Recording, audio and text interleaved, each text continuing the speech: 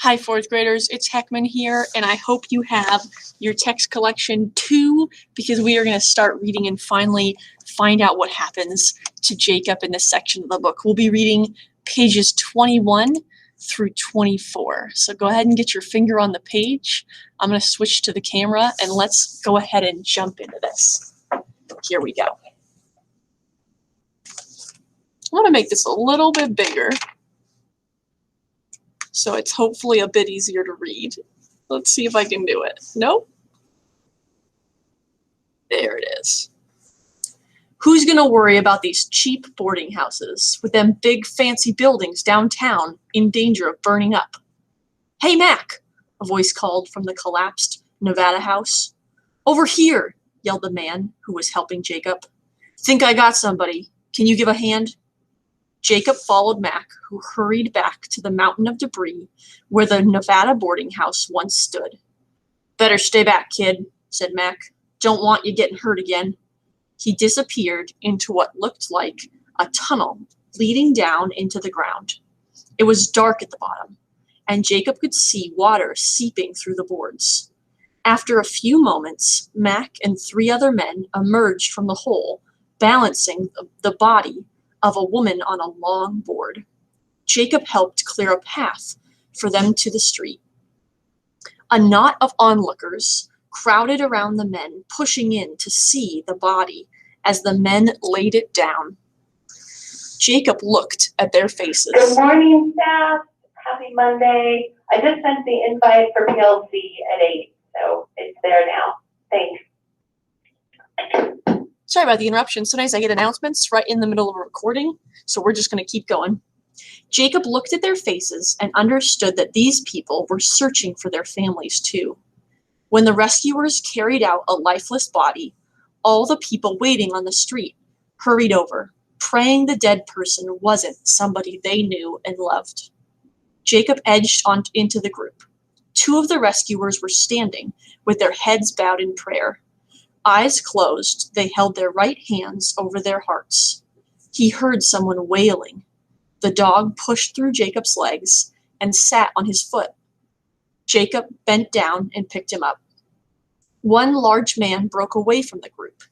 Mac grabbed the man's arm and said, "Hold on, Callahan. Surely you can spare a minute for a bit of prayer." This is Duncan O'Connor's mom. Jacob gasped.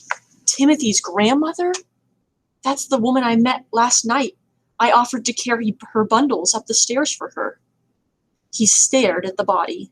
Mrs. O'Connor looked so different that he barely recognized her. She was as motionless as a fallen tree, but her eyes were wide open. A long nightshirt clung to her white body, and the skin on her bare legs glistened with moisture. Her gray hair was pasted against her head, and her face was puffy. The skin on one side of her forehead was bruised and purple, like something had fallen on her while she was lying in bed. Forcing himself to shut his eyes, Jacob tried to remember the words of the Kaddish, the Hebrew prayer for the dead that he'd recited so often after his mother's death. But his heart was just thumping so fast that he couldn't think. Icy prickles of terror ran up and down the skin on his arms. On the next page, it's got this wonderful picture of Jacob watching the body being carried out. And it says, "Fear washed over Jacob."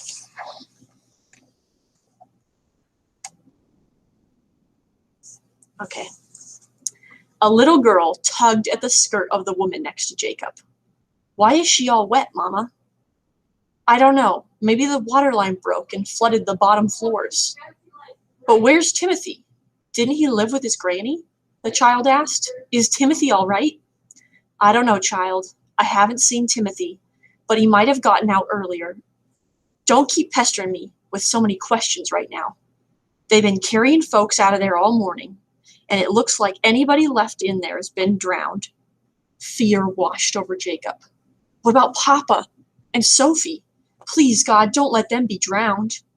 He backed away from the cluster of people and stumbled into the street. The dog followed at his heels.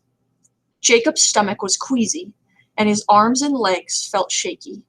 He flopped onto the ground and closed his eyes. The dog nosed Jacob's neck. When Jacob didn't move, the dog whinnied and licked the boy's nose with its sticky tongue. Jacob sat up and opened his eyes, grimacing at the sour odor of the dog's breath. He stroked the animal's ears while he peered around the street. Let's move that up.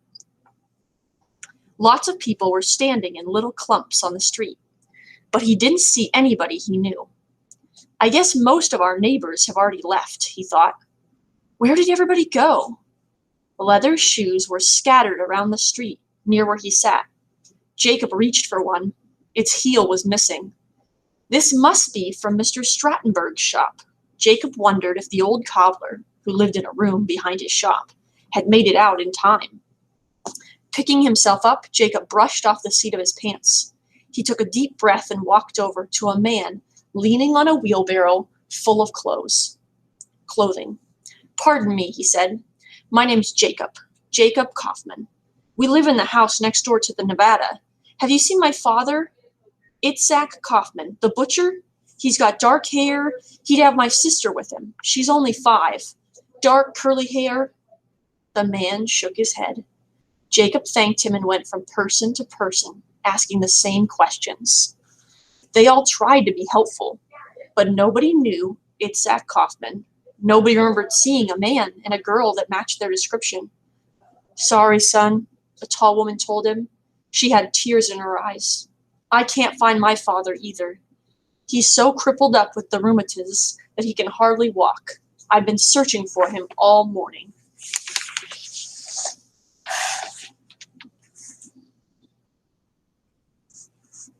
A lot of families got separated, another woman muttered. Try not to worry, kid. You'll find him. Finally, a freckled woman with a kerchief tied around her hair smiled at Jacob. I think I know who you're talking about, she said. Your father's the butcher, isn't he? Yes, Jacob said. He held his breath. I used to buy meat from him, she continued. His wife died not too long ago, right? Jacob nodded. Have you seen him? I saw someone who looked like him on the street this morning, maybe an hour or 2 ago. He was carrying a little girl. She had her thumb in her mouth. That's her, Jacob said. That's Sophie. They're alive, both of them.